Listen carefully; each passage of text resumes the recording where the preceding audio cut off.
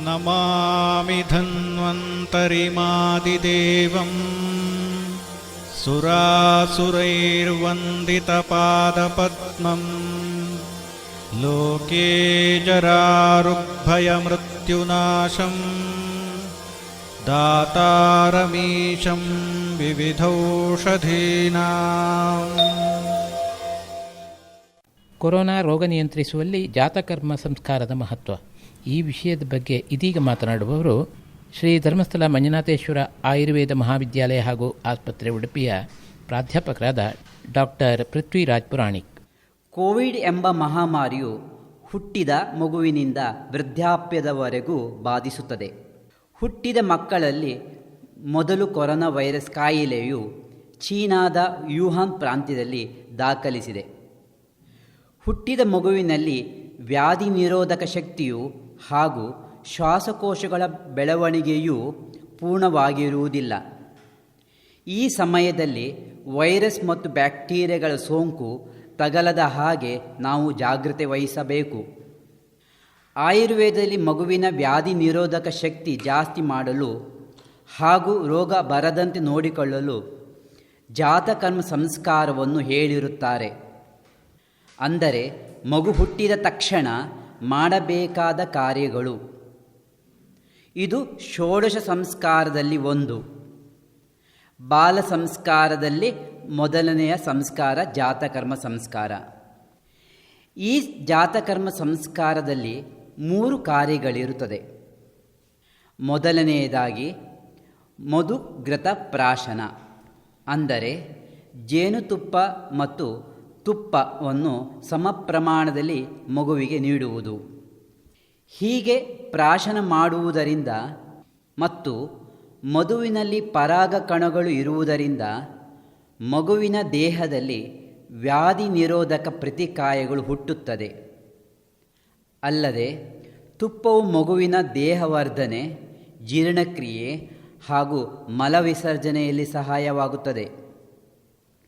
ಜಾತಕರ್ಮ ಸಂಸ್ಕಾರದಲ್ಲಿ ಎರಡನೆಯದಾಗಿ ಸ್ತನಪಾನ. ಮಗುವಿಗೆ ತಾಯಿಯ ಹಾಲು ಅಮೃತ ಸಮಾನವಾಗಿದೆ. ಮಧುಘೃತ ಪ್ರಾಶನ ನಂತರ ನಿರಂತರವಾಗಿ ಸ್ತನಪಾನವನ್ನು ಮಾಡಲು ಆಯುರ್ವೇದದಲ್ಲಿ ನಿರ್ದೇಶಿಸುತ್ತಾರೆ.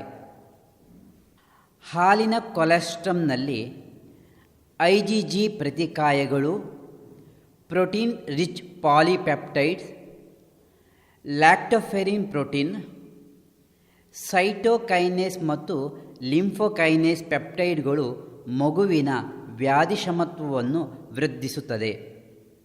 ಹಾಗೆಯೇ ದೇಹಕ್ಕೆ ವೈರಸ್ನಂತಹ ಸೋಂಕು ಬರದ ಹಾಗೆ ನೋಡಿಕೊಳ್ಳುತ್ತದೆ. ನಿರಂತರ ಸ್ತನಪಾನದಿಂದ ಮಗುವಿಗೆ ಕೋವಿಡ್ ವೈರಸ್ ಕಾಯಿಲೆ ಬಾಧಿಸುವುದಿಲ್ಲ ಎಂಬ ಸತ್ಯವು ವಿಜ್ಞಾನ ಸುದ್ದಿಯಲ್ಲಿ ತಿಳಿದುಬಂದಿದೆ. ಜಾತಕರ್ಮದಲ್ಲಿ 3ನೇ ಕಾರ್ಯವು ಉದಕಕುಂಭ ಸ್ಥಾಪನೆ, ಅಂದರೆ ಉದಕಕುಂಭವನ್ನು ಮಗು ಮಲಗುವ ಕೋಣೆಯಲ್ಲಿ ಇರಿಸುವುದು. ಒಂದು ಮಡಿಕೆಯಲ್ಲಿ ಬೇಸಿಗೆ ಕಾಲದಲ್ಲಿ ತಣ್ಣಗಿನ ನೀರನ್ನು, ಚಳಿಗಾಲದಲ್ಲಿ ಬಿಸಿ ನೀರನ್ನು ಮಗುವಿನ ಸಮೀಪ ಇಡಬೇಕು. ಇದರಿಂದ ಮಗು ಮಲಗುವ ಕೋಣೆ ಬೆಚ್ಚಗಿನ ವಾತಾವರಣದಿಂದ ಕೂಡಿರುತ್ತದೆ. ಈ ವಾತಾವರಣದಲ್ಲಿ ಸೋಂಕು ಬಾಧೆಯು ಕಡಿಮೆ ಇರುತ್ತದೆ. ಈ 3 ಕಾರ್ಯವು ಮಗುವಿನ ವ್ಯಾಧಿಶಮತ್ವವನ್ನು ಹೆಚ್ಚಿಸುವುದರಲ್ಲದೆ ಮಗುವಿನ ಸೋಂಕು ತಗಲದ ಹಾಗೆ ನೋಡಿಕೊಳ್ಳುತ್ತದೆ.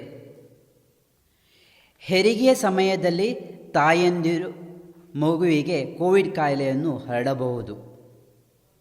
ಅಂತಹ ಸಂದರ್ಭದಲ್ಲಿ ಮಗು ಹುಟ್ಟಿದ ತಕ್ಷಣ ತೀವ್ರ ನಿಗಾದಲ್ಲಿ ಕೆಲವು ದಿವಸಗಳ ಕಾಲ ಇರಿಸಿಕೊಳ್ಳಬೇಕಾಗುತ್ತದೆ. ತಾಯಂದಿರು ಹಾಲು ಕುಡಿಸುವಾಗ ತಪ್ಪದೆ ಮುಖದ ಮಾಸ್ಕನ್ನು ಧರಿಸಬೇಕು. ಹಾಗೆಯೇ ಪ್ರತಿ ಬಾರಿ ಮಗುವನ್ನು ಮುಟ್ಟುವಾಗ ಕೈ ಸ್ವಚ್ಛತೆಯನ್ನು ಕಾಪಾಡಿಕೊಳ್ಳಬೇಕು. ಬೇರೆ ಮಕ್ಕಳನ್ನು ಮಗುವಿನ ಹತ್ತಿರ ಇರಿಸಿಕೊಳ್ಳಬಾರದು. ಮಗುವನ್ನು ಬೇರೆಯವರ ಸಂಪರ್ಕ ಬರದೆ ಹಾಗೆ ನೋಡಿಕೊಳ್ಳಬೇಕು. ಧನ್ಯವಾದಗಳು. ಕೊರೋನಾ ರೋಗ ನಿಯಂತ್ರಿಸುವಲ್ಲಿ ಜಾತಕರ್ಮ ಸಂಸ್ಕಾರದ ಮಹತ್ವ ಈ ವಿಷಯದ ಬಗ್ಗೆ ಇದುವರೆಗೆ ಮಾತನಾಡಿದವರು ಉಡುಪಿ ಕುತ್ಪಾಡಿಯ ಶ್ರೀ ಧರ್ಮಸ್ಥಳ ಮಂಜುನಾಥೇಶ್ವರ ಆಯುರ್ವೇದ ಮಹಾವಿದ್ಯಾಲಯ ಹಾಗೂ ಆಸ್ಪತ್ರೆಯ ಪ್ರಾಧ್ಯಾಪಕರಾದ ಡಾಕ್ಟರ್ ಪೃಥ್ವಿರಾಜ್ ಪುರಾಣಿಕ್.